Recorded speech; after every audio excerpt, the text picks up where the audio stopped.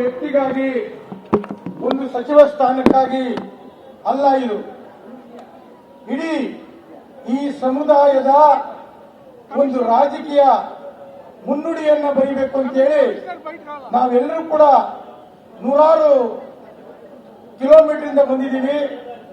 ನಮ್ಮ ಕೂಗು ಆಳುವಂತ ಸರ್ಕಾರಕ್ಕೆ ಅರ್ಥ ಮಾಡೋದೇ ನಮ್ಮ ಕೆಲಸ, ಅರ್ಥ ಮಾಡಿಸಂತ ಕೆಲಸ. ನಾವು ಇಂದಿನಿಂದಲೂ ಕೂಡ ಸುಮಾರು ಸ್ವಾತಂತ್ರ್ಯ ಪೂರ್ವದಿಂದ ಸ್ವಾತಂತ್ರ್ಯ ನಂತರದಿಂದ ಇಡೀ ಕಾಂಗ್ರೆಸ್ ಅಸ್ತಿತ್ವವನ್ನ ಏನಾದರೂ ಕೂಡ ಅದು ಉಳಿದಿದೆ ಈ ರಾಜ್ಯದಲ್ಲಿ, ಈ ದೇಶದಲ್ಲಿ ಅಂತ ಹೇಳಿದ್ರೆ ಈ ಕುಂತಿರ್ತಕ್ಕಂಥ ಕೆಚ್ಚದೆ ಸ್ವಾಭಿಮಾನಿಗಳ ಹಿನ್ನೆಲೆಯಿಂದ ಬಂದಿರತಕ್ಕಂಥದ್ದು. ನಮ್ಮ ತಾತ ಮುತ್ತಾತ ಅಲ್ಲಿಂದ ಇಲ್ಲಿ ತನಕ ಕೂಡ ಈ ದೇಶದಲ್ಲಿ ಅಂಬೇಡ್ಕರ್ ಅವರು ಕೂಡ ನಾವು ಲೆಕ್ಕಿಸದೆ ಕಾಂಗ್ರೆಸ್ ಅನ್ನು ಕೂಡ ಗೌರವಿಸ್ಕೊಂಡು ಬಂದಿದ್ದೀವಿ ಅಂತ ಹೇಳಿದ್ರೆ ಈ ಸಮುದಾಯದಿಂದ ಮಾತ್ರ ಅಂತಕ್ಕಂಥದ್ದನ್ನ ಆಳುವಂತ ಸರ್ಕಾರಕ್ಕೆ ನಾವು ಎಚ್ಚರಿಕೆಯನ್ನು ಕೊಡಬೇಕಾಗಿರ್ತಕ್ಕಂಥದ್ದು.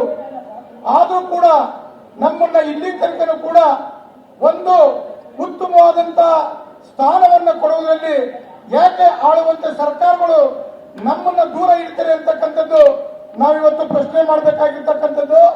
ನಾವು ಕೇವಲ ಇಲ್ಲಿ ಬಂದಿರತಕ್ಕಂಥ ಶಕ್ತಿಯುತವಾದಂತ ಸಂಘಟನೆ, ನಾವು ಇನ್ನು ಮುಂದೆ ಎಚ್ಚೆತ್ತಂತ ಸಮಾಜವಾಗಬೇಕಾಗಿರ್ತಕ್ಕಂಥದ್ದು.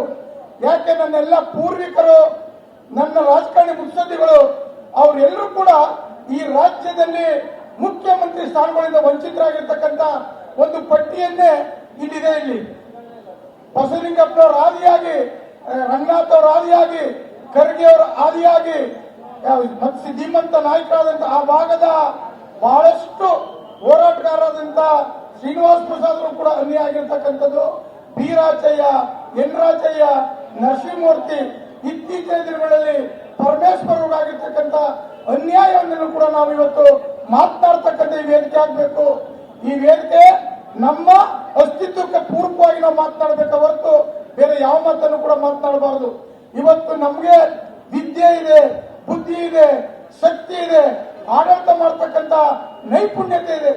ಆದ್ರೂ ಕೂಡ ನಮ್ಮನ್ನ ಹೊಡೆದಾಳುವಂತ ನೀತಿಯನ್ನ ಆಳುವಂತ ರಾಜಕೀಯ ಪಕ್ಷಗಳು ಇವತ್ತು ನಮ್ಮನ್ನ ಧ್ವಂಸ ಮಾಡ್ತಾ ಇದೆ. ನನಗೆ ಮೊದಲನೇದಾಗ್ತಕ್ಕಂಥದ್ದು ಯಾರು ಕೂಡ ನಂತೆ ಭಾವಿಸಬೇಡಿ. ನನಗೆ ಈ ಒಳ ಮೀಸಲಾತಿ ವಿಚಾರವಾಗಿ ನಂದು ಬಹಳಷ್ಟು ನೋವಿದೆ.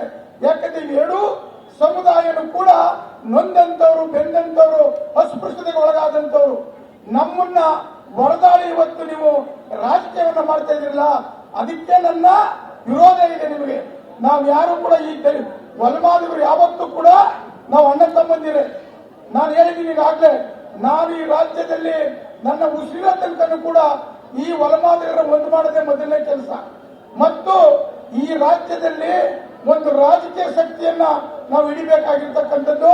ಎರಡನೇದು, ಸನ್ಮಾನ್ಯ ಎಚ್ ಸಿ ಮಾದೇವಪ್ಪ ಅವರನ್ನ ನಾವು ಆಗಲೇ ಹೇಳಿದೀವಿ, ನೀವು ಪ್ರಥಮ ಸಂಪುಟದಲ್ಲೇ ಮಾದೇವಪ್ಪನ ಸೇರಿಸಬೇಕಾಗಿತ್ತು. ಯಾತಿಗೆ ಈ ಮಾತನ್ನು ಹೇಳ್ತೀನಿ ಅಂತ ಹೇಳಿದ್ರೆ, ಆ ಭಾಗದಲ್ಲಿ ಚಾಮರಾಜನಗರ, ಮೈಸೂರು, ಮಂಡ್ಯ, ಹಾಸನ, ಅಲ್ಲಿ ಹಳೆ ಮೈಸೂರು ಭಾಗದಲ್ಲಿ ಶ್ರೀನಿವಾಸ ಪ್ರಸಾದ್ ನಂತರದಲ್ಲಿ ಮತ್ತು ಬೀರಾಚನ ನಂತರದಲ್ಲಿ ನಮಗೆ ನಾಯಕತ್ವದ ಕೊರತೆ ಇದೆ.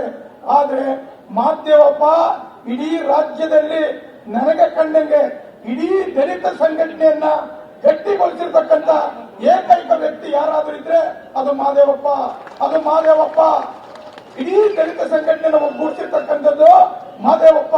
ಇವತ್ತು ಕಾಂಗ್ರೆಸ್ 2013, 18, 23ರಲ್ಲಿ ಅತಿ ಹೆಚ್ಚು ಸ್ಥಾನವನ್ನು ನೀವು ಗಳಿಸಿದ್ದೀರಿ ಅಂತ ಹೇಳಿದ್ರೆ ಮಾದೇವಪ್ಪನ ಪಾತ್ರ ಬಹುಮುಖ್ಯವಾಗಿರ್ತಕ್ಕಂಥದ್ದು.